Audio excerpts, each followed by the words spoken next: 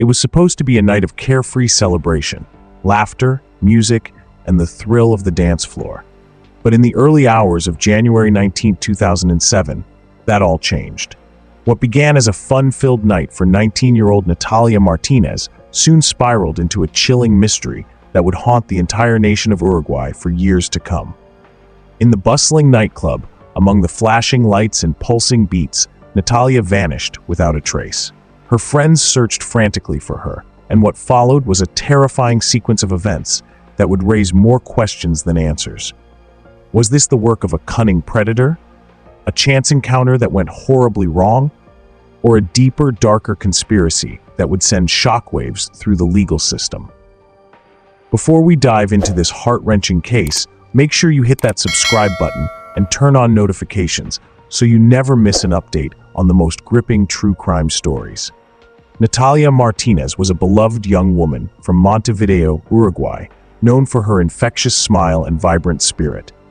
As the youngest daughter in the Martinez family, Natalia shared a particularly close bond with her older sister, Claudia. Growing up in an affluent family, Natalia lived a life that many would envy: loving parents, close friends, and the freedom to enjoy her youth to the fullest. Her family often retreated to coastal towns for vacations, where they felt a deep sense of belonging.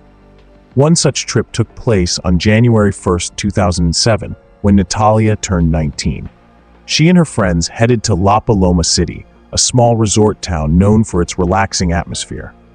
After 2 weeks of sun-soaked days and warm nights, the group ventured to a second resort in Rallis, where Natalia planned to meet her parents and Claudia.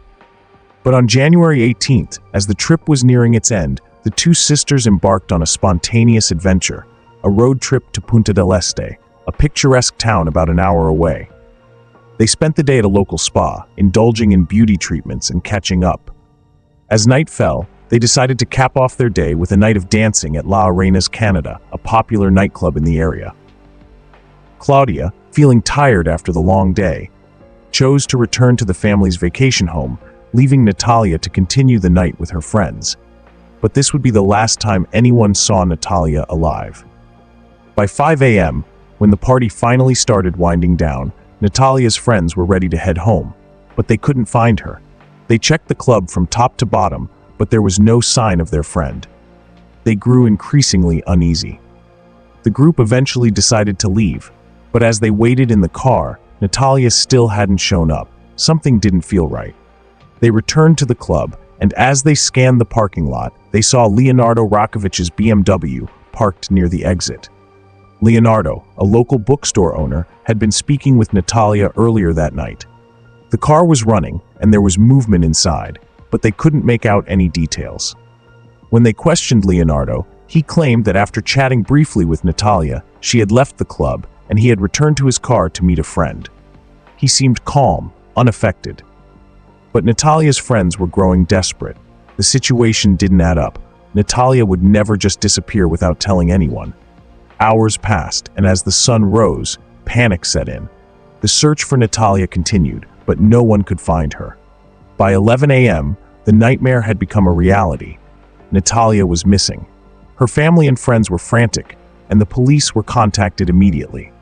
When the police began their investigation, the first assumption was that Natalia had simply left with a man she had met at the club. But her friends, Rosalia and Natalia Silva, were adamant Natalia hadn't been drinking, and she never left without letting them know.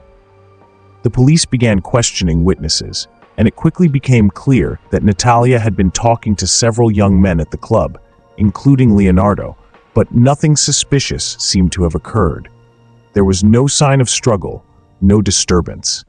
Yet as the investigation unfolded, something chilling began to surface. A passerby discovered a woman's purse, shoes, and ID by the side of a road just days after Natalia's disappearance. Among the scattered belongings was her ID card, confirming that this was indeed Natalia's. But where was she? For days, the investigation was slow, and rumors ran wild.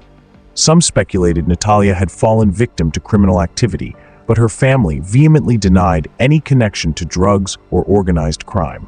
The media frenzy only fueled the confusion, making it harder for detectives to focus on concrete leads. But then a breakthrough came. an anonymous witness reported seeing a couple engaging in intimate activity in a car near a wooded area on the night of Natalia's disappearance.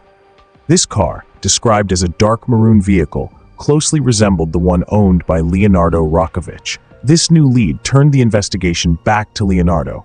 The police began to focus on his car, searching for evidence. And when they examined his BMW, they found strands of dark hair on the floor.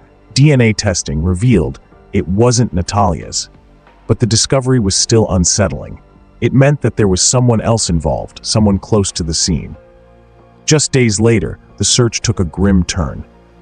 On February 10, 2007, nearly a month after Natalia had vanished, her body was discovered in a dense forest near Willow Lake.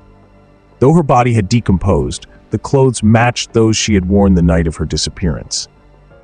The condition of the body and the signs of strangulation raised more questions than answers. Had Natalia been killed? If so, by whom? The investigation would continue to spiral into darkness as new suspects and theories emerged. The mystery of Natalia Martinez's death would not only leave a community shattered, but would also challenge the legal system of Uruguay in a way no one could have expected. The discovery of Natalia's belongings on the roadside had brought a glimmer of hope to the investigation. However, with each passing day, hope gave way to dread as it became clear that Natalia's fate was far from a simple accident. The detectives now faced a disturbing puzzle, with leads that only added to the mystery. Was Leonardo, the last person seen with her, involved? Or was there someone else lurking in the shadows that night? In an effort to cover all bases, detectives began a relentless investigation, interviewing anyone who may have seen or interacted with Natalia that evening.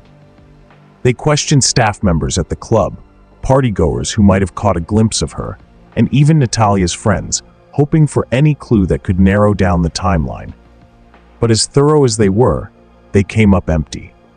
Despite the lack of solid evidence, Leonardo remained at the top of their suspect list. His car, the dark maroon BMW, had been spotted multiple times around the area where Natalia was last seen, and several witnesses confirmed seeing him near the club parking lot in the early hours of that fateful morning. But Leonardo was cooperative and calm during every questioning session. He insisted he'd done nothing wrong, that he and Natalia had only exchanged a few words before he went home. However, the inconsistencies were piling up, and detectives couldn't ignore them. If Leonardo had no connection to Natalia's disappearance, why was his car seen near the forested area where her body was later found? And what about the DNA evidence? Although the hair found in his car didn't match Natalia's, it still hinted at other secrets Leonardo might be hiding. The case against him was circumstantial, but the mounting pressure from the public and the media forced the police to act. As the investigation continued, another name surfaced, a man named Rodrigo Vergés, known to be involved with the same group of young men who had interacted with Natalia at the club. Witnesses described Rodrigo as outgoing and flirtatious, but also aggressive. He quickly became the detectives' next focus, as his erratic behavior in the days following Natalia's disappearance raised red flags. Just when it seemed they were closing in on Rodrigo, the case took a chilling twist. Another disturbing death rocked the investigation. Ruben Olive, the man who had found Natalia's belongings by the roadside, was discovered dead near his home, lying at the base of a steep cliff. The initial assumption was suicide, but Ruben's family and friends were certain that he had no reason to take his own life. Ruben was known for his strong faith, his devotion to his family, and his positive outlook on life. The autopsy confirmed the family's suspicions. Ruben's injuries showed clear signs of foul play. Blunt force trauma to his head indicated he had been struck before falling off the cliff. Was this merely a tragic coincidence, or was Ruben's murder somehow linked to Natalia's disappearance? The investigators now faced an even more complex web, with no clear answers and rising fear within the community. As media coverage of Natalia's case intensified, rumors spread like wildfire. Speculation ran rampant, with every news headline fueling public anxiety. Some claimed Natalia had connections to dangerous circles or was involved in illegal activities, claims that her family passionately denied. In a heart-wrenching television interview, Natalia's father fought back tears as he pleaded with the public to stop spreading baseless rumors. All he wanted was justice for his daughter, but the constant media scrutiny only added to the family's grief. Under this public pressure, the police redoubled their efforts. They organized exhaustive searches across the countryside, combing through forests, waterways, and rural areas, hoping to uncover any overlooked evidence. Search parties included hundreds of volunteers, friends, and even military personnel, all united by a common goal: to bring Natalia home. Yet, despite their tireless efforts, the search yielded nothing. As days turned into weeks, detectives grew increasingly frustrated. The case was slipping through their fingers, and each dead end pushed them further away from solving the mystery. After nearly a month of searching, the breakthrough everyone dreaded finally came. On February 10, 2007, a hiker stumbled upon a body in a remote forest near Willow Lake, just 2 miles from the nightclub where Natalia had last been seen. The decomposition was severe, but the clothing matched what Natalia had been wearing on the night she disappeared. A chill swept through the community as the confirmation they feared was announced. This was indeed Natalia Martinez. The autopsy revealed troubling details. Natalia had likely died from asphyxiation, with faint ligature marks around her neck, indicating possible strangulation. There were no traces of drugs or alcohol in her system, and although the medical team couldn't confirm assault due to the body's state, Natalia's death was clearly no accident. The detectives were now racing against the clock to find her killer, and every second counted. With renewed urgency, detectives turned their attention back to Rodrigo Vergés. Witnesses at the nightclub had seen Natalia speaking with him before her disappearance, and it was no secret that Rodrigo had a reputation for aggressive behavior. Yet Rodrigo vehemently denied any involvement, claiming he'd left the club early with friends and had no further interaction with Natalia. But soon, a new lead surfaced, an online message Natalia had sent to a friend just days before her death. In the message, she mentioned a recent connection with a man she'd met online, someone she was excited to see again. As investigators pieced together these clues, it became increasingly apparent that this online acquaintance could be Rodrigo or someone closely linked to him. As the pressure mounted, Rodrigo was brought in for further questioning. After hours of intense interrogation, he finally cracked. His initial bravado faded, and he confessed to meeting Natalia at the club with hopes of spending more time with her. But he claimed that when Natalia rejected his advances, he became frustrated and left. Under the strain of questioning, Rodrigo's story began to unravel. He admitted he had asked Natalia to join him for a drive after the club closed. According to his account, they were alone when Natalia allegedly suffered an asthma attack. Rodrigo claimed he panicked, unable to help her, and that, fearing he'd be blamed, he tried to cover up the incident by disposing of her body in the woods. His confession was chilling but vague, and detectives suspected he was hiding something. The evidence, particularly Natalia's ligature marks, suggested more than just an accidental death. They believed Rodrigo's story might be masking a more sinister truth. The case against Rodrigo was strong, but riddled with contradictions. He insisted that Natalia's death was an accident, yet his decision to dispose of her body rather than seeking help painted a darker picture. Why would someone cover up a medical emergency rather than call for help? The autopsy's findings contradicted Rodrigo's story, casting doubt on his version of events. The ligature marks on Natalia's neck pointed to deliberate strangulation, not an asthma attack. The more detectives probed, the clearer it became. Rodrigo's confession didn't add up, and there was likely more to the story than he was willing to reveal. As the trial approached, Rodrigo recanted his confession, claiming it had been coerced under intense pressure from law enforcement. His defense team argued that he was innocent, framing him as a scapegoat in a miscarriage of justice. Yet the prosecution presented a detailed timeline, placing Rodrigo at the nightclub and casting doubt on his claims of innocence. Witnesses testified, and forensic experts highlighted the inconsistencies in Rodrigo's statements. His defense faltered, and the court found Rodrigo guilty, sentencing him to 9 years in prison. Despite Rodrigo Vergés's conviction, the case of Natalia Martinez was far from closed in the public's mind. Questions lingered, with many convinced that vital details had been overlooked or intentionally buried. Rumors of police pressure, flawed evidence, and a possible cover-up added to the intrigue surrounding the case. And just when it seemed justice had been served, a new twist left the public in shock. In February 2011, a little over a year after his conviction, Rodrigo's defense team filed an appeal, arguing that the initial investigation had been flawed and that his confession was coerced. They claimed that investigators had failed to properly consider alternative suspects, and they highlighted contradictions in the prosecution's case. The defense team was relentless, alleging that the investigation had focused on Rodrigo from the start, ignoring crucial leads that pointed elsewhere. In a shocking turn of events, the appeal succeeded, and in October 2014, Rodrigo was granted parole after serving only 4 years of his 9-year sentence. His release triggered outrage, particularly among those who were certain of his guilt. The swift release left a bitter taste for Natalia's family and for the public who had followed the case closely. Many questioned how someone convicted of such a heinous crime could be set free so soon, and the decision sparked fierce debate about the justice system itself. Rodrigo's father, Miguel Vergés, became one of the most vocal supporters of his son's innocence, claiming Rodrigo had been framed and that the justice system had failed them. Miguel's public stance and Rodrigo's early release only fueled conspiracy theories and reignited debates about who was truly responsible for Natalia's death. With Rodrigo now a free man, new theories emerged, many of which pointed to a potential accomplice or even a different suspect altogether. Some suggested that the initial focus on Rodrigo and Leonardo, the bookstore owner, may have caused the police to overlook other leads. Others speculated that Natalia may have been targeted by individuals involved in organized crime, or that her death was somehow related to Ruben Olive's murder.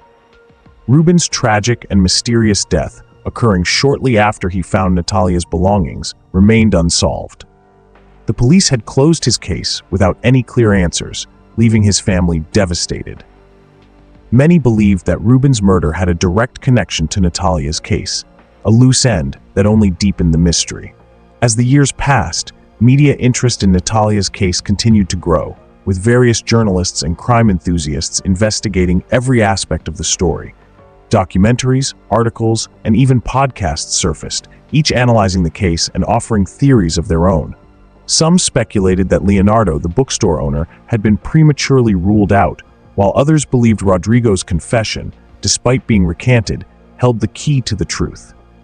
But the media's fascination with the case had its consequences. Natalia's family, already struggling with profound grief, became the target of renewed public scrutiny. Sensational headlines continued to circulate, with some outlets even accusing Natalia of having led a secret life or of being involved in dangerous activities. Her family refuted these claims, but the public's appetite for scandal and speculation was relentless. Following his release, Rodrigo attempted to rebuild his life, though he remained under constant watch. The public's suspicions of his guilt shadowed him, and his name was forever linked to one of Uruguay's most notorious cases. For a time, Rodrigo attempted to stay out of the spotlight, but curiosity about his movements remained high. Local media reported on his whereabouts and lifestyle, with every minor incident becoming fodder for gossip. The public continued to question his innocence, especially in light of the inconsistencies in his story and the unresolved circumstances around Natalia's death. Some believed he was harboring secrets, while others wondered if he knew more about the identity of the true perpetrator, but was too afraid to speak. Years passed, with no new breakthroughs, but in 2017, an anonymous tip stirred up interest in the case once more. The informant claimed to have seen Natalia with another man that night, a man who had previously gone unmentioned in police reports. The description was vague, but raised the possibility that there was another figure involved in her death. Investigators revisited the evidence, but they found nothing concrete to support this new theory, and the lead went cold.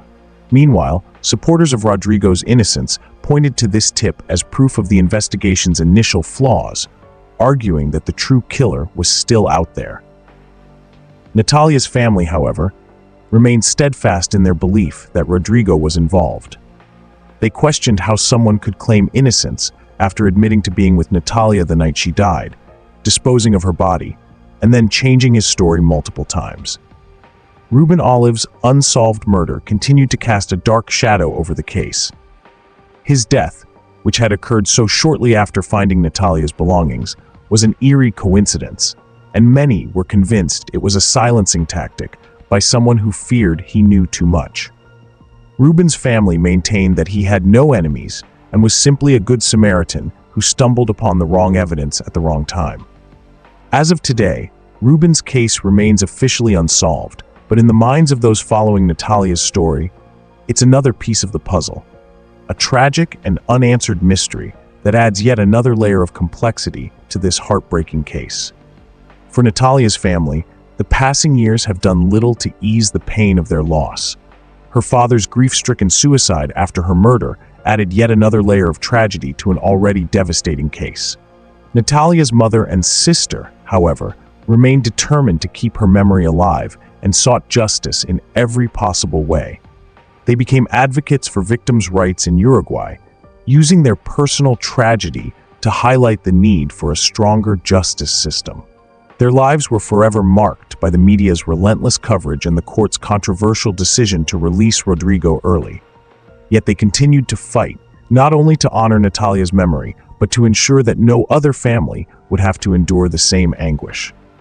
The case of Natalia Martinez has since become one of Uruguay's most infamous unsolved mysteries.